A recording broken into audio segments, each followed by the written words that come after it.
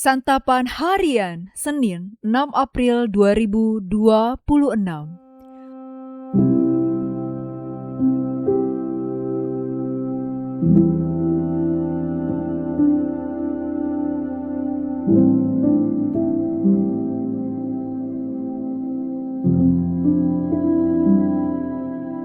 Inilah program Santapan Harian, sebuah program yang mengajak Anda menelusuri isi Alkitab, agar Anda menemukan makna firman Tuhan sesuai dengan konteksnya. Santapan Harian tertuju bagi Anda yang ingin memiliki kehidupan rohani yang segar, kuat, dan sigap.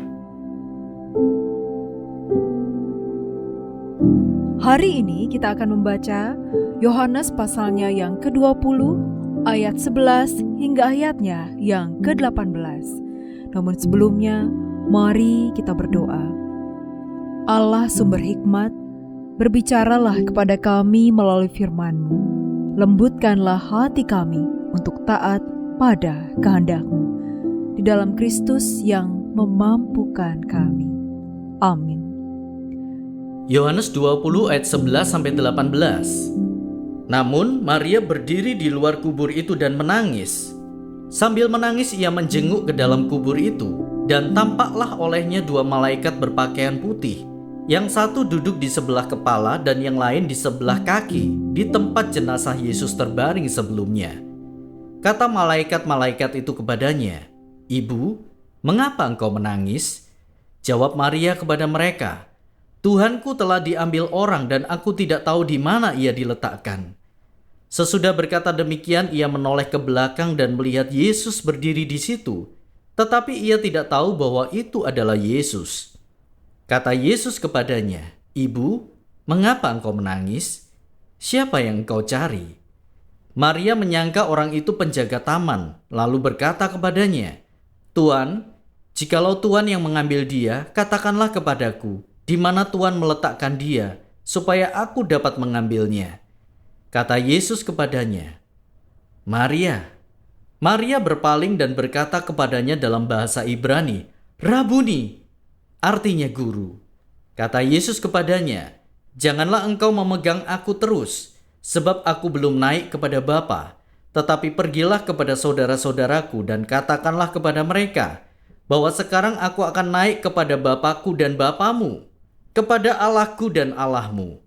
Maria Magdalena pergi dan berkata kepada murid-murid, "Aku telah melihat Tuhan," dan juga bahwa Dia yang mengatakan hal-hal itu kepadanya.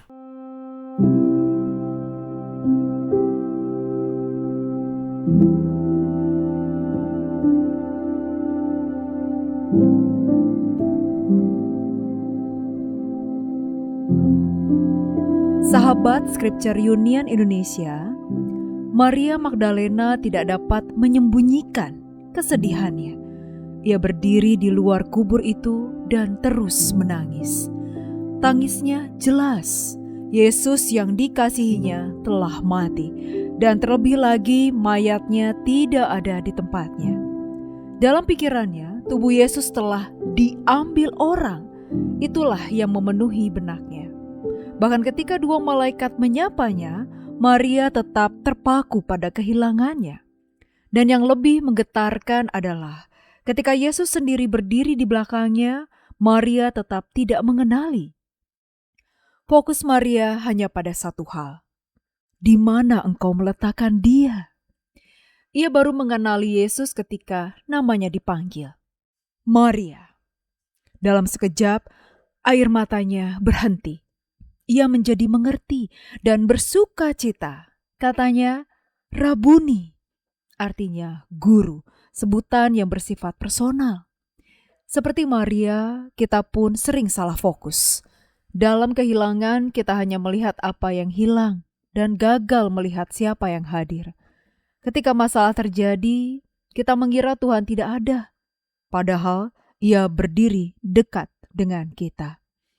Dalam kesedihan, kita mengira semuanya telah berakhir, padahal permulaan baru saja terjadi.